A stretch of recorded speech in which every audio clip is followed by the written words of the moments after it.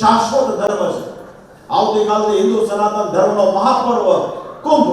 એનો પ્રારંભ થવા જઈ રહ્યો છે। આપણા બધા માટે ગૌરવની બરાબર કહીએ, અમે સ્વયં કુંભના મેળામાં જવાના છીએ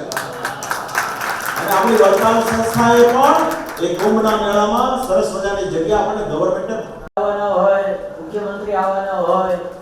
માનનીય વડાપ્રધાન મોદી સાહેબ વર્ચ્યુઅલ આવવાના હતા। આપણે પત્રિકામાં કોઈ બાબતનો ઉલ્લેખ કર્યો નહોતો, એટલે પ્રોટોકોલમાં એની લિસ્ટિંગ જગ્યાએ વડતાલ સંસ્થાને સાહેબને ફોલો નથી લેવો પડ્યો। સાહેબે આપણને કીધું કે આ કાર્યક્રમ છે, આટલા વાગે આવે છે, બધી જ જવાબદારી જિલ્લામાં રહે છે, જિલ્લાની તમામ જવાબદારીઓ એમની હોય છે। હૃદયની એક ભાવના હતી જે દિવસે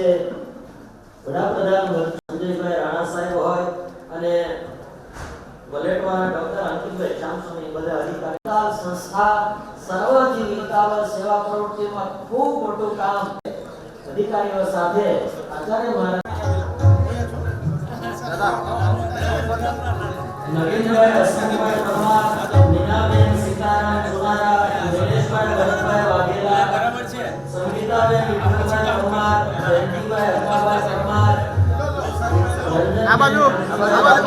સૌરભજી પ્રભાતભાઈ મીનાભાઈ, બારિયા વિઠુભાઈ કાંડાભાઈ પટેલ, આ લાભાર્થીઓ એના પત્નીનો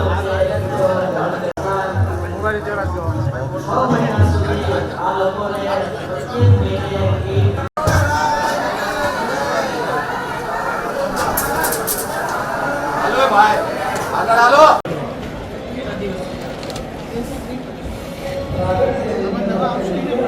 આવે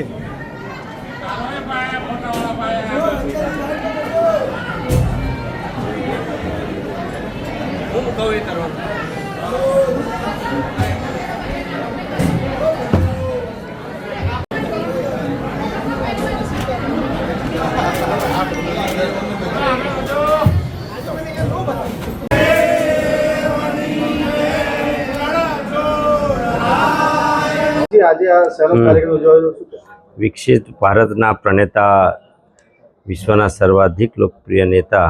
આદરણીય નરેન્દ્રભાઈ મોદી સાહેબના વિઝનના આધારે દેશમાં 140 કરોડની જનસંખ્યામાંથી આજે પણ મોટાભાગના રૂરલ વિસ્તારમાં ક્ષયથી પીડાતા અનેક દર્દીઓ છે। ત્યારે માનનીય પ્રધાનમંત્રીશ્રીએ એક મહાઅભિયાન નિક્ષય ભારત બનાવવાનું અભિયાન શરૂ કર્યું છે અને નિક્ષય ભારત બનાવવા માટે દેશમાં અનેક વિસ્તારોમાં ક્ષયથી પીડાતા દર્દીઓને 6 મહિના વર્ષ સુધી સતત પૌષ્ટિક આહાર આપીને ક્ષયમાંથી બહાર લાવવાનું કામ, એને સમયસર દવા પહોંચાડવાનું કામ, આ કામનો પ્રારંભ જ્યારે આખા ભારત વર્ષમાં થયો છે ત્યારે ખેડા જિલ્લામાં પણ લગભગ આજે 2,500થી વધારે ક્ષયથી પીડિત દર્દીઓ છે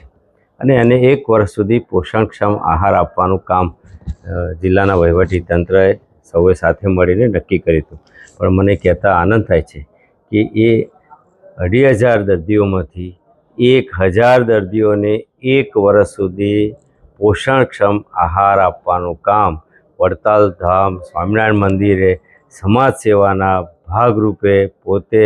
સામાજિક ફરજ સમજીને આ કામનો પ્રારંભ કરાવ્યો અને 1,000 દર્દીઓને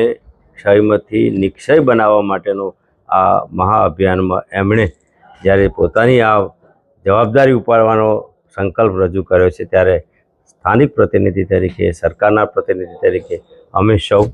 ખેડા જિલ્લાનું આરોગ્ય વિભાગ, જિલ્લાના વહીવટીતંત્રના વડા કલેક્ટરશ્રી સાથે મળીને મંદિરમાં આજે એ કાર્યક્રમનો પ્રારંભ કરાવ્યો છે।